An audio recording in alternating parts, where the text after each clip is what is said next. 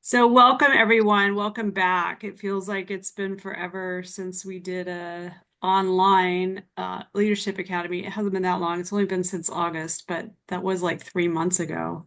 So hard to believe. We had kind of a pause while we figured things out, and here we are. I'm excited to get going this year. Just as a reminder, this class is one of the items that came out of the requested topics from when we met back in August. So we've hit on social media in the past, and this is specifically on best practices for social media.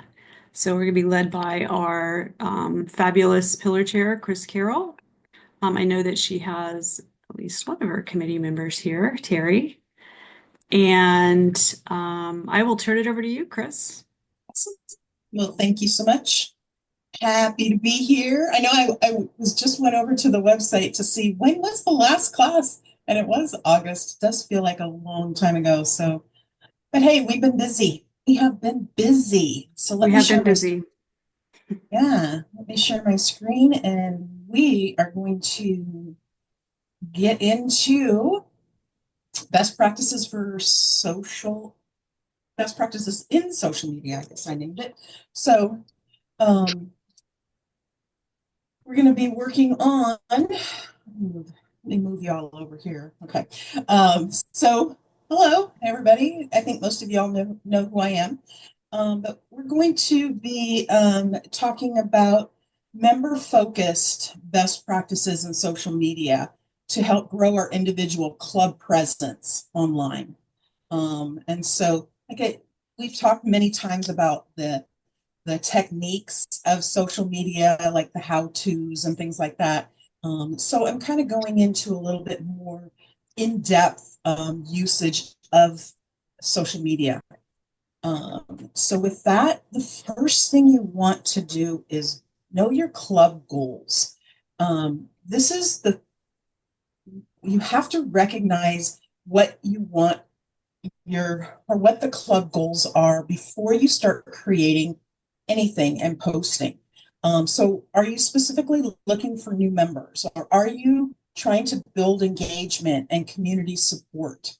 Um, do you want to, well, first thing, obviously, too, is encourage your members to follow your pages and then to share the posts for further reach. So within that, knowing your goal of what you're creating is really going to help you create exactly what you need. So that's before we even get going. Okay. Um, let's talk about our target audience. So I gotta yeah. Okay, you're going down here. You're going to the bottom. All right. So first thing we want to do is dive deep before you're creating. Okay. Who is your audience?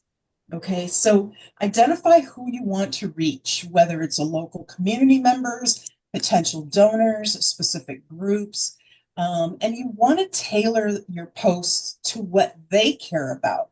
I know some clubs use social media as almost like an internal document.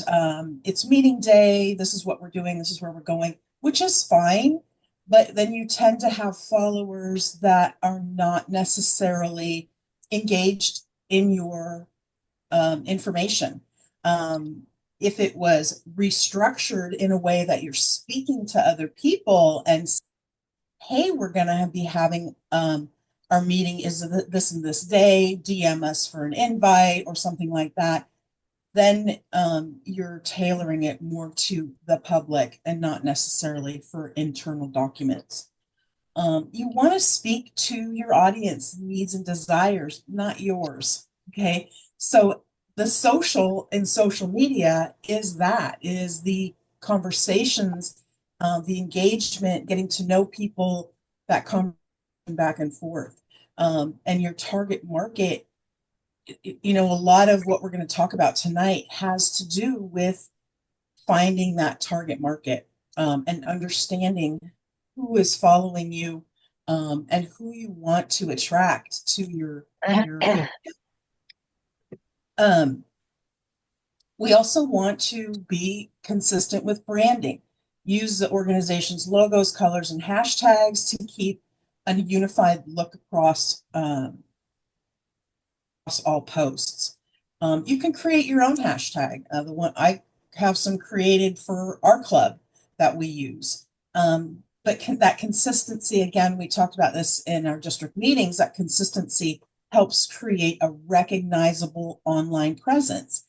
So if someone maybe sees something from SIA and they're curious enough to go look up a club account, it would make sense that they're seeing similar logos or similar colors and conversations. Not to say that you can't have your own unique voice. Absolutely, you have your own unique voice. But I would include a SIA logo somewhere on your post if you're creating a graphic. Okay, if it's just a conversation, then obviously not. Um, so be consistent with that branding. And also, any questions, please feel free to interrupt. It's fine. Have no issue with that. Also, in our diving deep before creating, choose the right platform. So you want to identify where your target audience hangs out. Okay. Most of us are using Facebook and Instagram. So I'm putting I have some demographics here that I researched. And I think I think there might be a few people on TikTok, a couple people are on Twitter, X, whatever you want to call it. Um, and so find out where the people are that you're targeting, where they hang out, and that's where you should be creating posts. So let's take a look at some pieces here. Ages on Facebook. Okay, this is demographics for 2023, 2024. From 25 to 34, the largest age group on Facebook users. We all thought it was older people, didn't we? 25 ages 25 to 34 is 29% of the total users. From 18 to 24, I thought the younger groups were ditching, but here they are. So up here on the next area here, 35 to 44, 19% of Facebook users are in this age group. So if you add that up, let's see, 19, 30, 30, 40, 50, over 50% of the users on Facebook, let's say maybe, I don't know how many men or women, but that's a huge chunk of people in our specific demographic that we're looking to encourage to join us, right? And then you can see the other 45 to 54, 11%, 55 to 64, etc. So our demographics, there's a lot of people on Facebook in our demographics. Let's take a look at Instagram. Median age of Instagram users between 18 and 24, with this age group making up the largest demographic platform. Okay. So they're estimating between 30 and 34% of Instagram users are in that age group. Again, huge chunk of people. 25 to 34 is between 30 32%. Okay. That's 60. We'll just take the lowest numbers. That's 61% of users are between 18 and 34.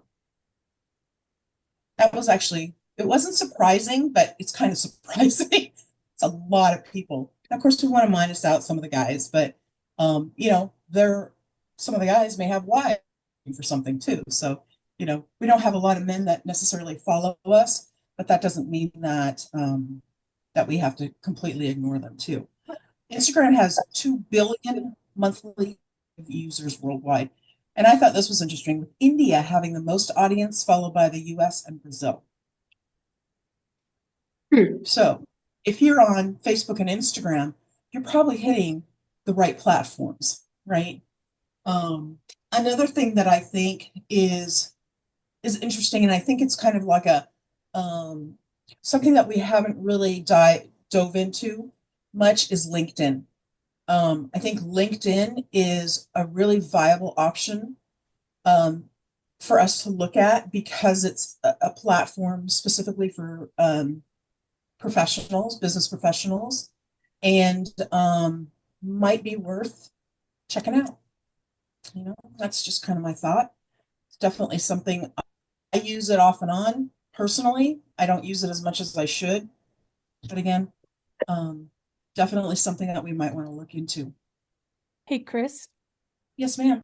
Um, so do these numbers, do these take into consideration of the bleed over between Instagram and Facebook? For example, if you post on Instagram, you you have the option of automatically having it post to a Facebook page as well at the exact same time.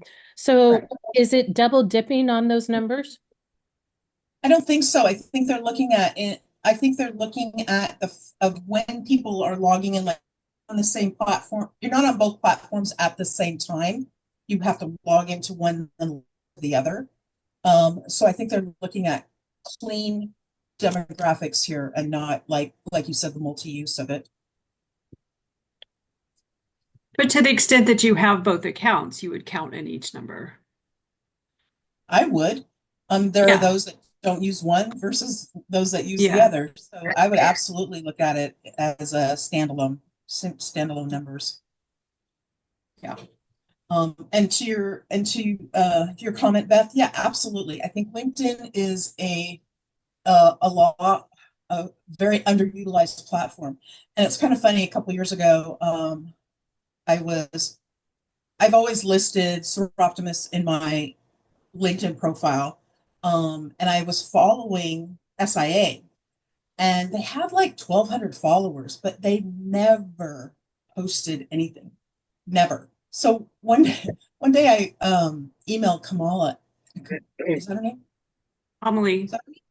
Kamali. Kamali, Kamali. sorry. I was like, I was looking at the spelling in it. Anyway, Ms. Brooks, I emailed her and I'm like, what the heck? You've got all these followers, but the page is blank. I mean, there's nobody there. Oh, yeah, well, that's something that we're working on. It took them like almost a year to start posting over there. It's very odd, but there was a lot of people following a blank page. So I'm like, you know, I think it's an avenue that might be worth a conversation with your public awareness chairs. So. All right, let's move on. Quality content. Okay, so create quality content. It's definitely something that we need. One of the first things that you can do is plan a content calendar. Creating a content calendar is takes that pressure off the fact that, oh, what do I need to post something today. You know, it allows you to even schedule posts if you do it in the Meta dashboard. You can schedule things out. There's other schedules out there like Hootsuite, but I think that a lot of those are you have to pay for. Meta is free. Um, and definitely mix up your content types: text, images, video, infographics. You want to keep your audience engaged. So it's a little bit different each time. It's not only text, it's not only images. And you really want to kind of towards a consistency, like a couple of times a week at least that you're posting, so that way a content calendar can help build um, build those images, build that content, and then be able to get it put out so that you're not stressing every day. Okay. Focus on storytelling. Okay. Share success stories, spotlight your volunteers, club members, feature testimonials. People connect emotionally with real stories that impact. You know how well we connect with the stories of our Dream It Be It or the stories of our Live Your Dream. That's what you want too. You can share things that are going on in the club. Share your projects that you're doing. Um, those storytelling things are what people like to see. You can also share user-generated content. So encourage your members and followers to share their experiences, and repost their content.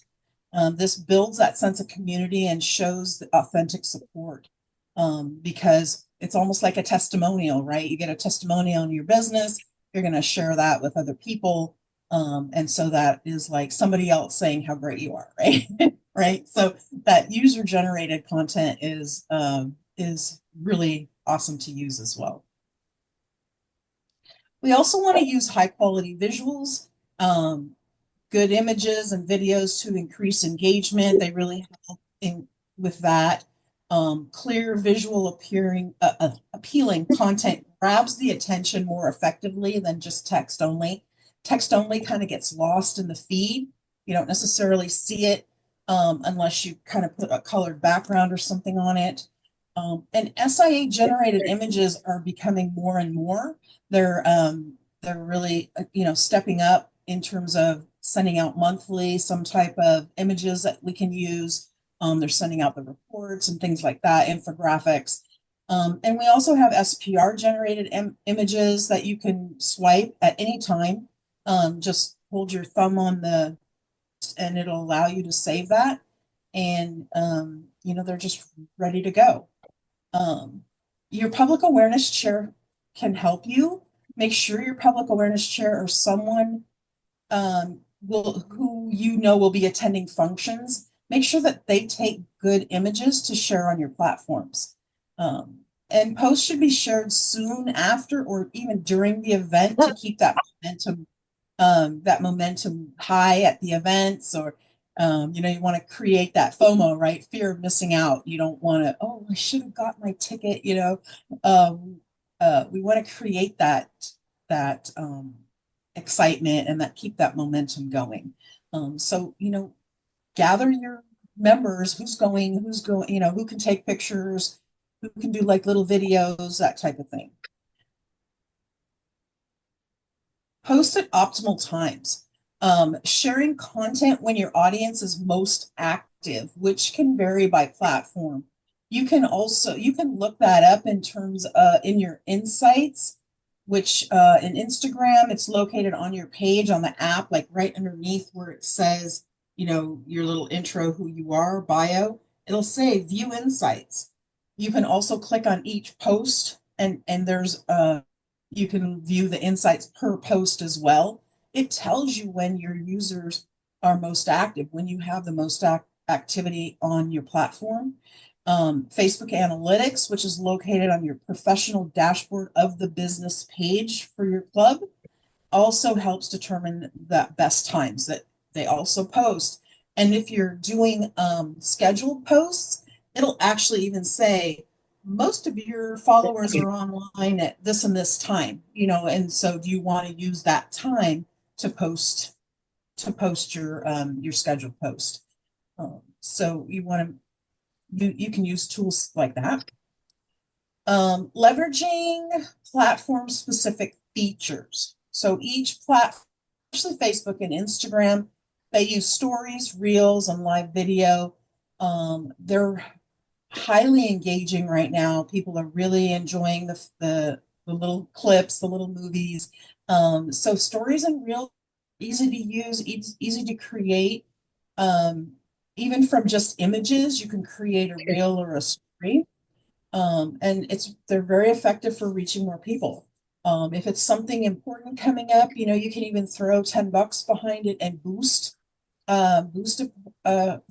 something if you want to utilize, something like that. Sometimes our club will boost something if we, are maybe short on sales of something, or we had something wonderful happen that we want the world to know. We'll throw $10 behind it, and that pushes it out to much more people, that you get the eyes on other different eyes on it than who normally would see something like that.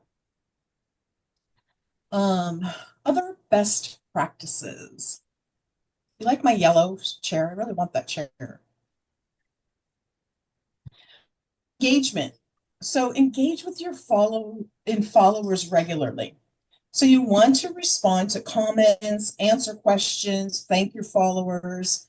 That really builds the community, increases your visibility in the social media algorithms. That's what pushes it. It's not how many times you posted this week. It's the conversations that you're having. So you may have to go comments on other people's stuff as your page. Okay. You want to, that's what the social part is of social media, is that engagement. Okay. You can also use hashtags. Hashtags are a strategic use. They kind of tell the followers what you are about, and what your organization is about. Okay. So you can choose a mix of popular ones, organization specific ones, even local hashtags, like your town, hashtag your town. I'll sometimes even put a location on there, like, located in, and choose our town. People will go and see what's going on in our town this weekend or this week, and your posts would come up.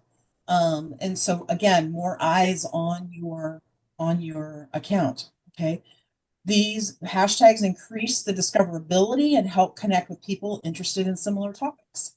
Okay, so you don't have to put like 20 hashtags. You can just put in 4, 5, 6, whatever has to do with that post or video that you're doing, so that it um, it's a topic that other people are looking for. All right. Okay. Highlight community events and activities. So we want to promote our local events and encourage maybe check-ins and tags during those events.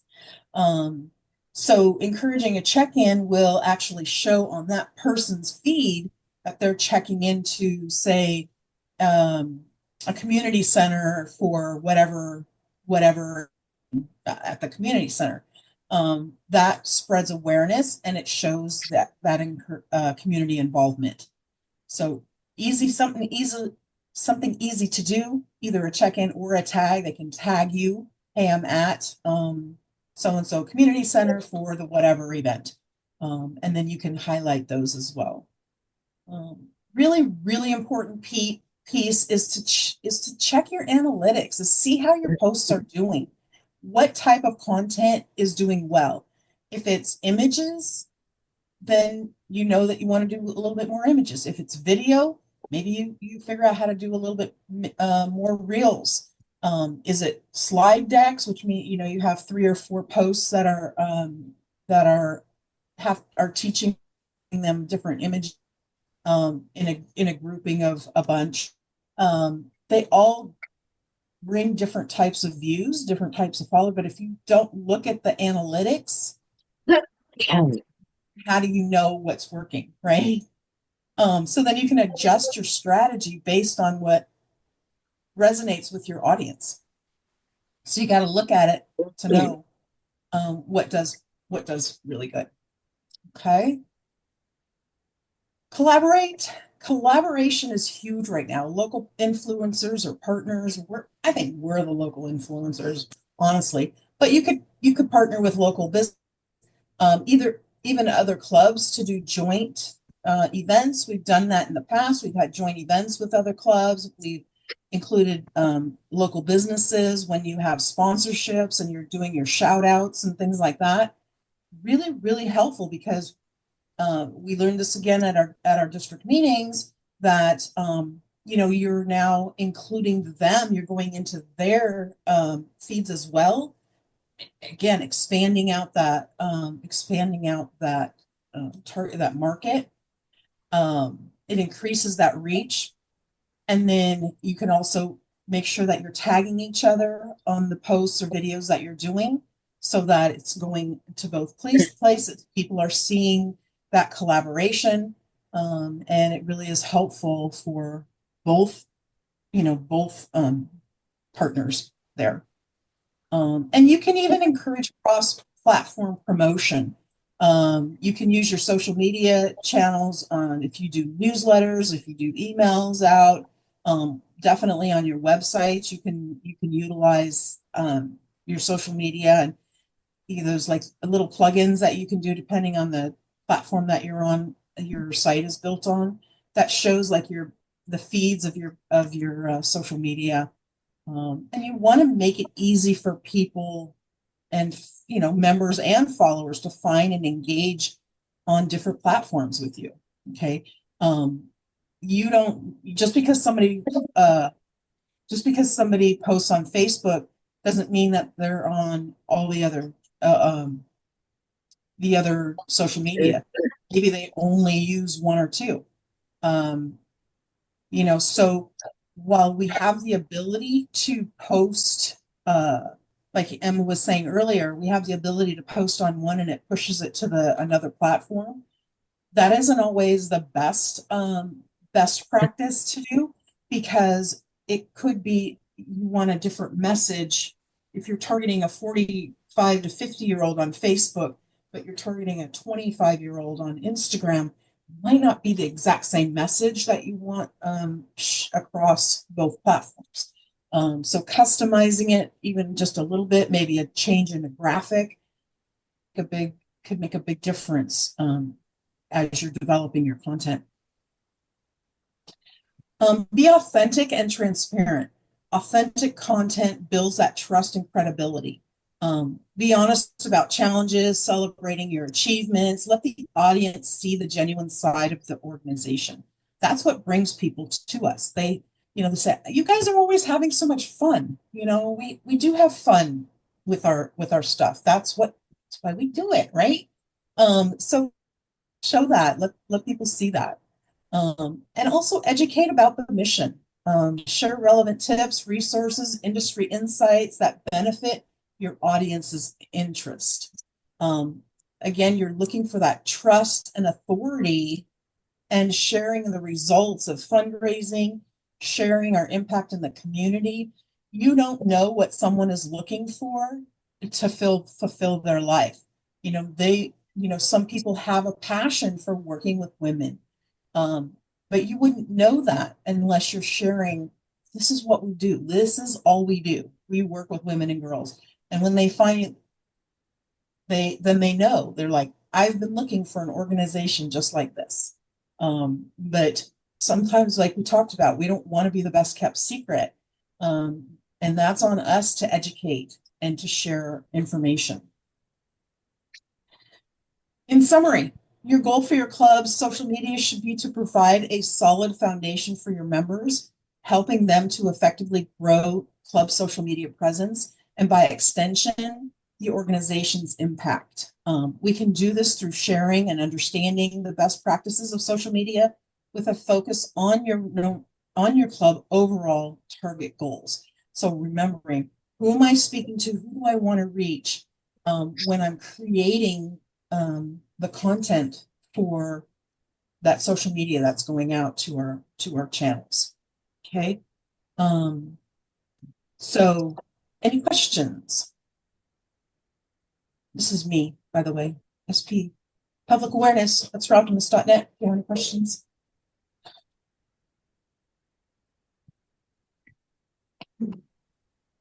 All of that and no questions at all, you guys.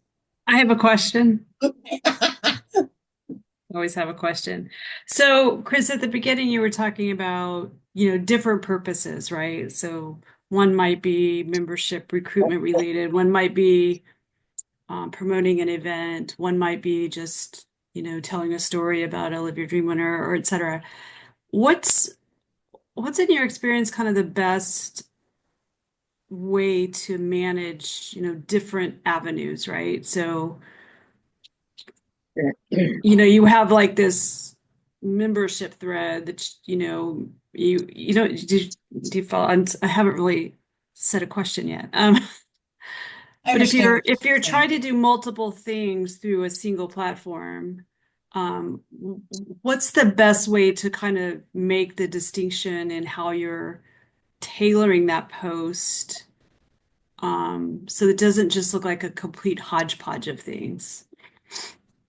Well, we have to remember that we never know what someone's going to see, right? Because, I could post something today and someone may not see it for 3 or 4 days, right? I mean, 3 4 5 days, and I'm thinking, this is old. You don't know how that algorithm and that feed is hitting someone.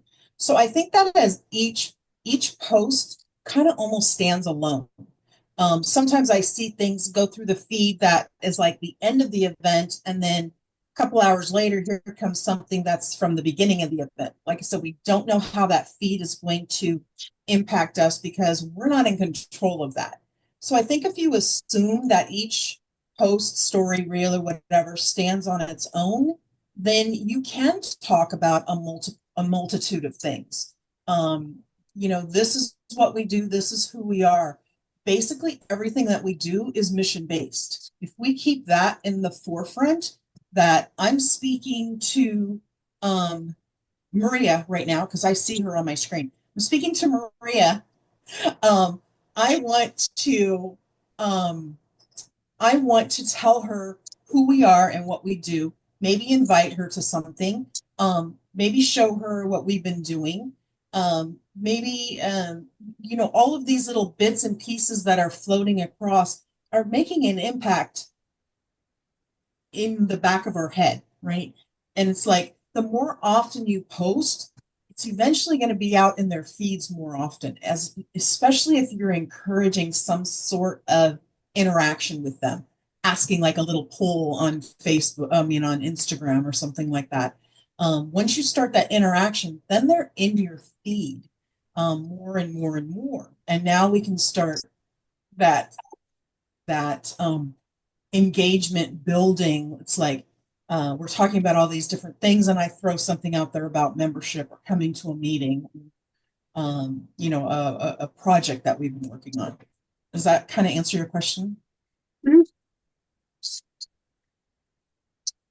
Cool. Renee? Renee has a question. I'm having a hard time getting my head around this hashtag stuff. Okay. You always are told put hashtags and all that. So you said you can put hashtags however you want, but how does it affect the general public? How do other people see that hashtag, or how are they searching for that hashtag? Okay. So a hashtag, think of it like in terms of it's like a descriptor of who you are. Okay. So a good hashtag, like when I was saying use SIA type hashtag, would be like live your dreams, what women empowering women, um, uh, dream it, be it, or live your dream. Those are like our SIA hashtags. Probably most of those are going to be followed or clicked on by people that know what they are. Okay. So if you're doing other general hashtags, say like your city, I hashtag a lot of our stuff on Instagram with our city name. There are people that actually search out, and in the app, up in the search bar, you can type in hashtag, whatever your city. Okay. I'll use Santa Cruz, hashtag Santa Cruz CA, and you click on it, you search it, it brings up all the posts that somebody tagged with that hashtag. Okay, so that's how they follow. You can click and follow. So anytime and follow that hashtag, right? So anytime somebody uses that hashtag, it shows up in your feed at some point. How do you That they follow a hashtag? What do I call it? How do you Hashtag. follow a hashtag? Oh, so it's in the app. Like I said, you just there's an option there that you can once you bring it up, there's like four little button tabs, I guess is a better Uh-huh. word, on space on Instagram I'm talking about. There's one that says that to follow, where you can actually Okay. follow it. Yeah, yeah. So the ones that we used at the district meetings, right, SPR Moving Forward 2024, you can actually search that out or click on one. If you click on one, then it brings up all of the feed where people were using it, and then that's where you could share, add to the discussion or whatever. Maria. Yes, I was wanting to know too advice on making sure they set it up so they don't get like hackers or what we would call trolls on the posting to the page. You know how it's important to Mhm. let people know when you set up your club Facebook page to don't allow direct comments, because if you do, you're going to have to monitor it. And it Well, yeah. In fact, we've had a couple of clubs actually had someone commenting on um, fundraising event posts saying, oh, I'll be happy to help you with your ticket, click here or email me at this, which was not a part of their club. So yes, you absolutely have to monitor your comments, but I think turning off comments isn't always No, the I'm not best. talking comments. I'm talking where they can directly post to your feed. Oh, well, yeah, you can control that. I mean, you can control Yeah. that. Yeah. I think it depends on, like you said, how active somebody is in terms of um, that page. If somebody is continually monitoring it, then I think it's no problem because you're going to see the post. But if it's not monitored on a daily basis, then it may be something that you turn off. People can post to you. They can still tag you. It just wouldn't land on your actual page. Yeah, and if you get tagged, you can set your settings to where you have to approve the tags. Correct. So I think it's part of preserving the brand is keeping it to where, Absolutely. because there are You're, people out there that all they want to do is just troll those sites and it's yeah. ridiculous. And yeah, exactly. And you're controlling it too, allowing that control of what goes on that page. Absolutely. Thank And you. those are all in Facebook settings, by the way, folks. When you're setting up your page, you go through your settings, you're going through all of the settings. What Maria's talking about are options of what to allow and not allow on your page. Ruth. So I wanted you to talk about timing. And when I'm talking about timing, like how long is too long for a video? When do you lose your audience? How long is too long for a post? How many pictures is too many before they get tired of scrolling them? Yeah. Just some kind Well, of again, that's guidelines. on the that's something you can see on the insights. Like if you underneath the video on Facebook, you can click and it says view insights right there underneath the video. And it actually tells you how long people were watching that video. So if your video is a minute, 2 minutes, 5 minutes long, you're probably going to only see engagement for about, I don't know, 15 to 30 seconds, maybe longer if it's, something that they're highly invested in. So you can break it up into smaller snippets and grow it, get them through the entire video if you want to. A lot of people do that. They'll take a longer video and break it into pieces. But again, it's going to be what what are you doing in your video that is directed to that target person? How are you engaging them because you want them to watch the whole video? It's what you're saying and what you're doing that is going to create that longer view. And Is it's it? just something that you're going to have to play with and watch the insights. Like if you post 30, 40 pictures, that's okay because if they don't want to look through them, you're also building a history of your club through that social media platform as well.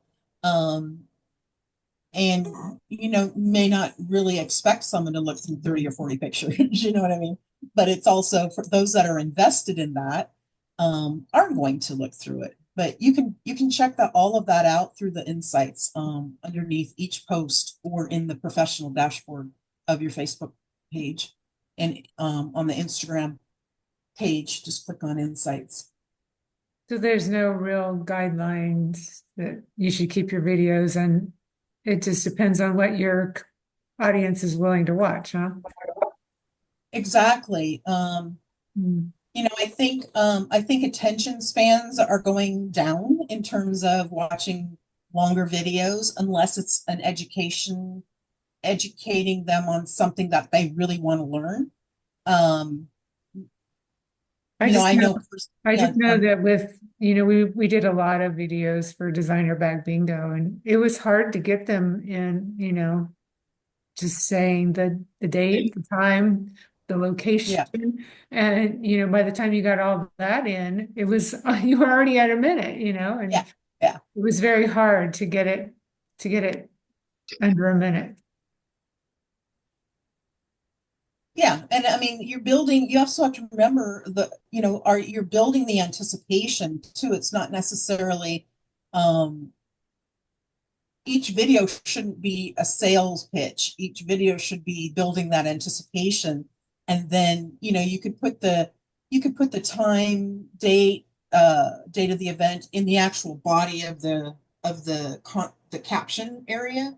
Right. That's another way to do that too. And I just watch those insights and see where you're get. But I personally, I'm thinking, I know the videos that I've done, if I get them for 30 seconds, I'm happy, Yeah, right? and that's another question about, it seems like to me, when you're just doing a regular post, it's not a video, it's just maybe a picture. And then you say a few sentences about that picture. It seems to me that you need to keep that less than a paragraph, because if it's more than that, I think you lose a lot of people. If they have to do the see more, it's kind of like they're not reading that. And then it's also what you post at the top, the first 2 or 3 sentences. Yeah, that's Are what you I'm thinking. grabbing them with that for them to click to see more, right? Yeah. So, the crafting of that, again, is something that you want to play with. And it'd be like a teaser, that we Well, want to. what's really helped me is, I think it's GBT chat. Yeah, GPT. yeah, it's really Yeah. helped me a lot in Sure. coming You could up put with in some your, creative things to say. yeah, you could put in what you want to say and then put it through there and they'll rewrite it for you. I mean, that's always really good. But you got to kind of have to tell them what you do. You kind of have to lead them on, like prime the pump a little bit and say, I'm, a public awareness for a nonprofit, and I'm thinking about doing this post about XYZ. Would you rewrite this? And then you put it in there and it will tailor it to what you want, what you're actually doing. Yeah, A little bit more it's specific been very results. helpful, making it a lot more engaging. Engaging, absolutely, is what you're looking for. And Maria had a good point too. If you're promoting an event, you can also pin it to the top of your page. Facebook and Instagram, you can pin important pieces to the top, so Yeah. that if they are there, that people are going to see that more. So Chris, I don't know how to say this exactly. So when I'm scrolling through Facebook on my phone, which is what I do the most often, because our club names are so long, and they all mostly start with Sir Optimus International of. I know what you're going to Most say. often the club name is cut off, and so you have to Uh-huh. click on it to see who's posting it. And I know we don't want to take out Sir Optimus, that's part of our branding. So I was just thinking about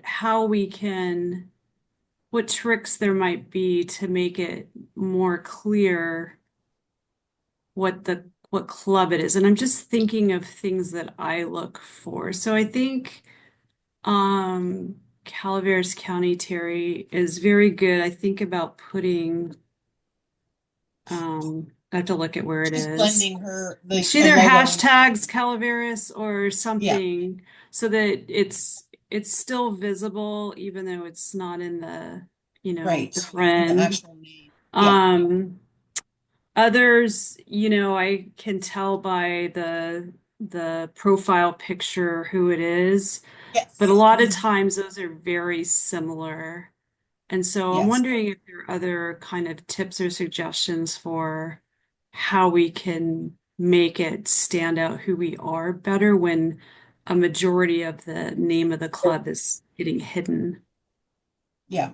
And that's a very good point. In fact, Judy, you and I are on the same wavelength. I was actually thinking of that just the other day when I was looking up something. It was like, so you have to start backwards and put, like Santa Cruz and then go and find it that way. Because, and I think, a valid point is, it doing a post, then absolutely put your club name on the post, or like Terry is blending in the SIA and putting, Soroptimist International Calaveras County on the actual graphic. That's absolutely okay to do. Just don't, just don't kill the S, right? Just, Right, right. careful with Yeah. that, right? So, but putting your name on there is absolutely fine. I don't have an issue, personally, I think it's great because then, like you said, you can identify who that's from. In terms also using a hashtag, absolutely can work as well.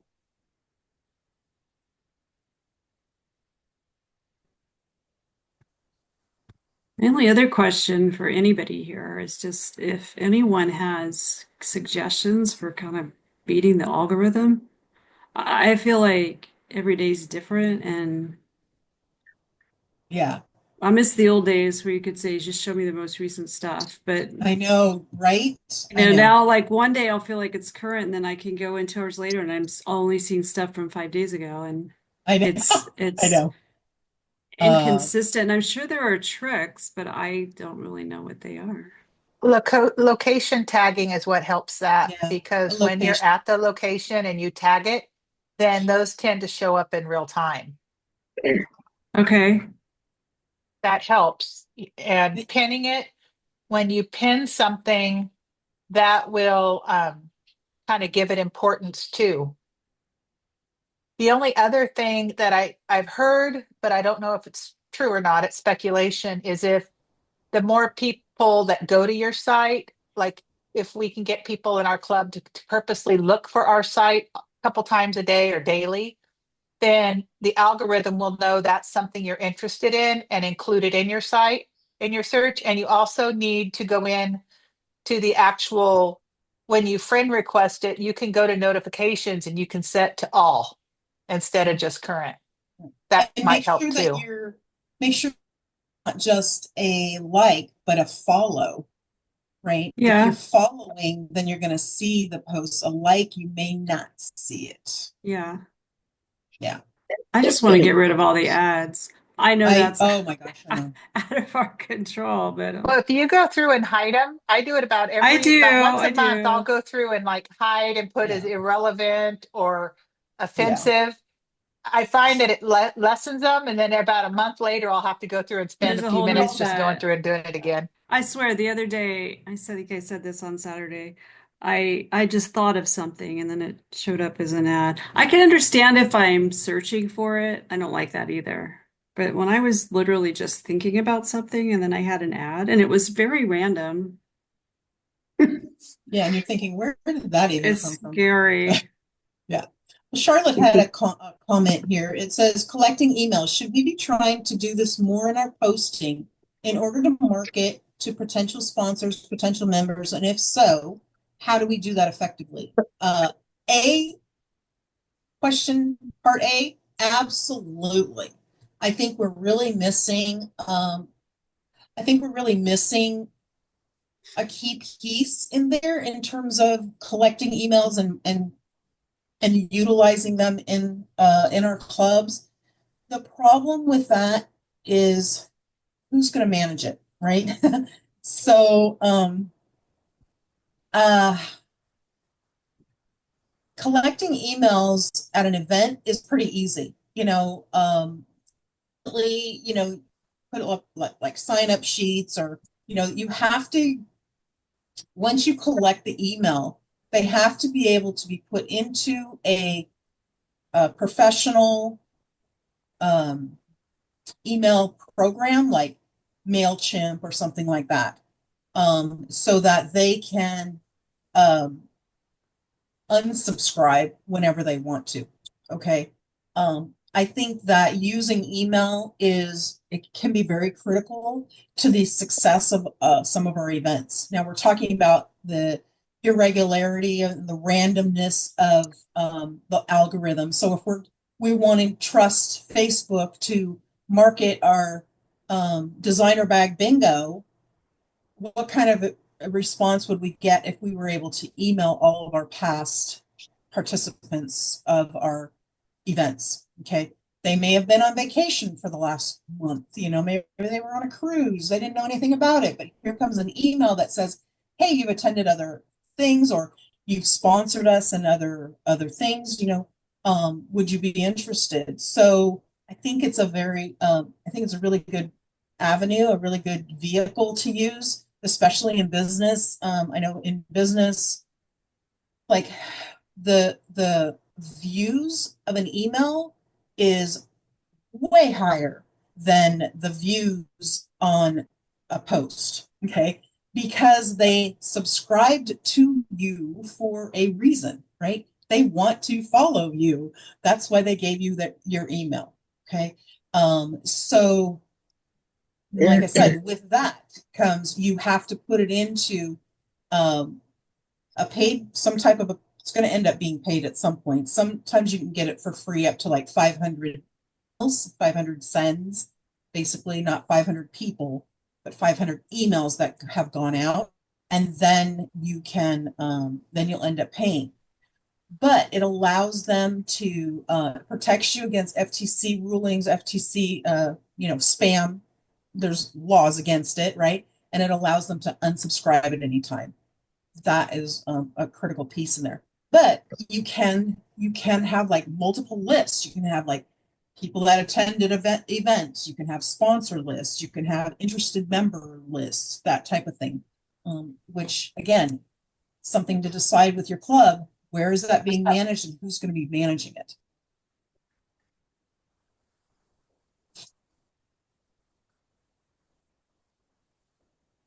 So hypothetically, would maintaining a database or record of emails be task assigned to the recording secretary? I would think so. But who would be utilizing it would more than likely be your person, or it could be the secretary, really depending, but somebody would have to feed them what needs to be said and to whom. So, you're welcome, Charlotte. Good question. Really good question. Ruth. I was just going to follow up on that. You said that there's this MailChimp, or is there others that are, free? It's free to a limit. I think it's 500 emails, Is that not the only 500 one? followers. Is that the only one you know of? No, there's other ones out there. There's like use ConvertKit, but that's a different type of program. Have you used Constant it? Contact is one. Constant Contact, yeah. Constant Contact is Have you used this MailChimp, and how hard is it to use? no, it's pretty easy. Oh, I can show people how to use MailChimp. I could put a video out on how to use MailChimp. It's not terrible. okay. I'll give it a whirl. Yeah. A lot of people are like, I've used it. Yeah. It's free to a limit, and then you have to start paying. And I'm not sure what that next level is, but it's not horribly expensive. Especially if you have a database that you're building. You can you can add people manually. You can, like, if you're doing an event, you can have a sheet that they can sign up, and then you add them manually, but you still want them to, it's called double opt-in. They have to approve it. It'll send them an email and do you want to follow this? And they can approve that, yes or no. Okay. So there's still a level of their control. But yeah, can do that.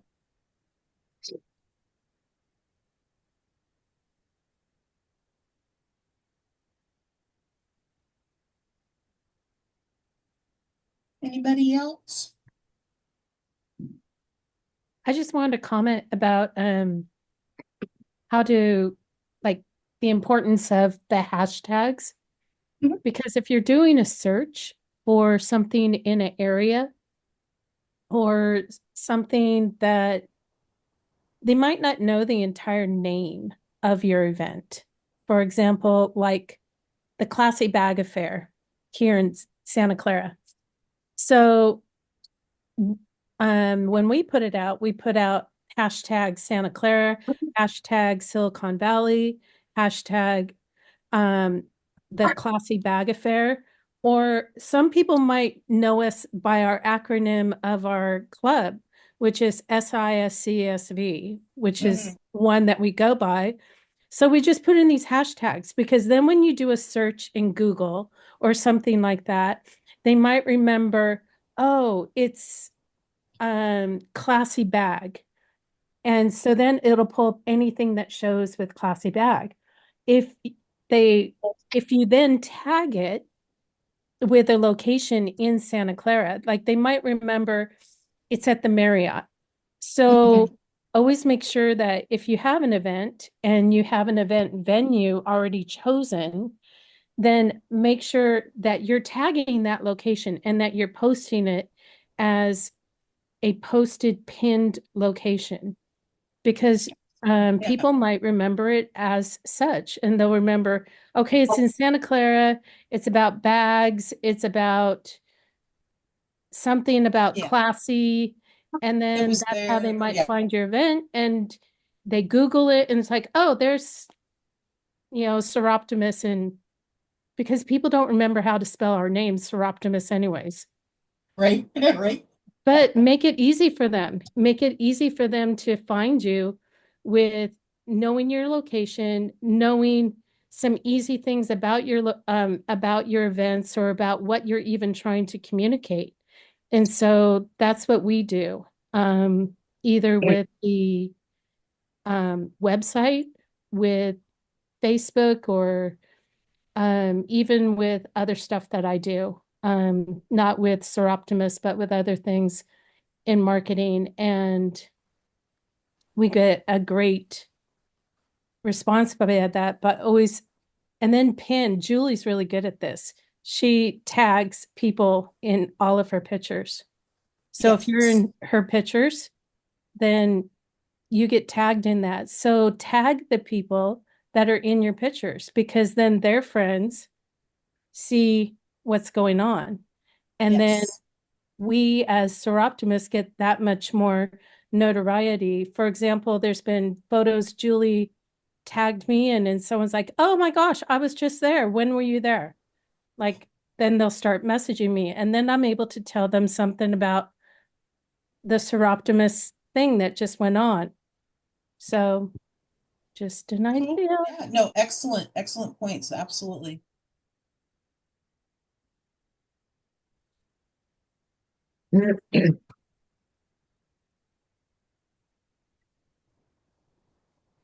Well, if there's nothing else, first of all, thank you, Chris, as always. Love the stats. Right. Love the It was a little information. surprising to me, actually. The it is age really group interesting. Facebook is dropping dramatically. Yeah, I'm not surprised, but it's nice to see the demographic spread. I think that's useful information for sure, depending on who we're targeting with what information. And then, thanks everyone else for being here and for your input and your questions. Always good to see you. And I'm going to stop the recording. We can continue to talk if we want.